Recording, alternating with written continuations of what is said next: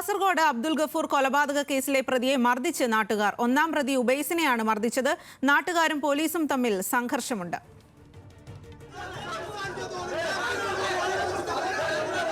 വിവരങ്ങളുമായി നിഖിൽ അളവൂരാണ് ചേരുന്നത്. നിഖിൽ, ഇത്രയും കാലം നീണ്ടുനിന്ന ഒരു അഭ്യൂഹങ്ങൾക്ക് ഒടുവിലാണ് പ്രതികളെ പോലീസ് പിടികൂടുന്നത്. പ്രതികളെ കൊണ്ടുവരുമ്പോൾ സ്വാഭാവികമായിട്ടുള്ള നാട്ടുകാരുടെ പ്രതികരണമായിരുന്നു. വിവരങ്ങൾ നൽകാം.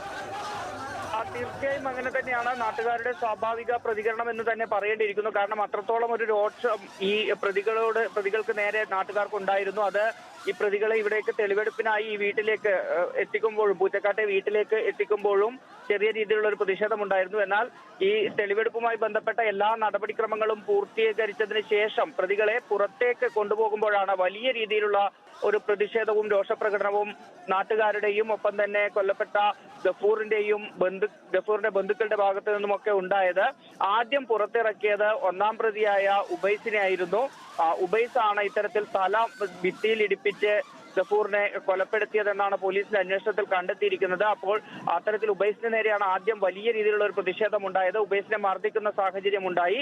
ഇത് തടയാൻ പോലീസ് ശ്രമിക്കുകയും അവിടെ കൂടി നിന്ന നാട്ടുകാരുമായി ചെറിയ തോതിലുള്ള വാക്കേറ്റം ആണ് ആദ്യം ഉണ്ടായത്. പിന്നീട് അത് പോലീസിനെ ലാത്തി വീശേണ്ടുന്ന ഒരു സാഹചര്യത്തിലേക്ക് എത്തി.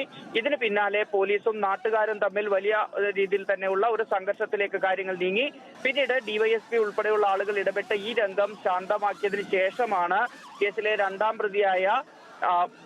പ്രതിയെയും ഒപ്പം തന്നെ കൂട്ടുപ്രതിയെയും പുറത്തേക്ക് ഇറക്കുന്നത്. ഷെമീനയെ പുറത്തിറക്കുന്ന സമയത്തും ഇത്തരത്തിൽ തന്നെയുള്ള പ്രതിഷേധമുണ്ടായിരുന്നു. പക്ഷേ പോലീസ് സുരക്ഷാ വലയം തീർത്ത് അവരെ വാഹനത്തിൽ കയറ്റി ഇവിടെ നിന്ന് കൊണ്ടുപോവുകയായിരുന്നു.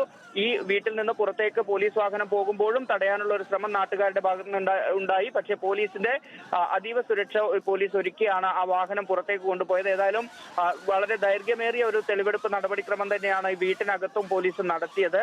ഈ കേസുമായി ബന്ധപ്പെട്ട പരമാവധി തെളിവുകൾ ഇനി പോലീസിനെ സംബന്ധിച്ചിടത്തോളം അത് ശേഖരിക്കേണ്ടതുണ്ട്. കാരണം കൊലപാതകം നടന്ന ഒരു വർഷത്തിന് ശേഷമാണ് ഇത്തരത്തിൽ പ്രതികൾ പിടിയിലാകുന്ന ഒരു സാഹചര്യം ഉണ്ടാകുന്നത്.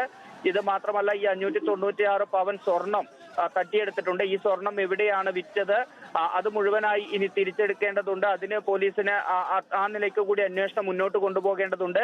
ഏതായാലും ഇനി പ്രതികളെ കസ്റ്റഡിയിൽ വാങ്ങി കൂടുതൽ ചോദ്യം ചെയ്യാൻ തന്നെയാണ് പോലീസിന്റെ നീക്കം. വരുന്ന നാളെയോ മറ്റന്നാളോ ആയി കസ്റ്റഡി അപേക്ഷ നൽകാനുള്ള നീക്കത്തിലാണ് പോലീസ്.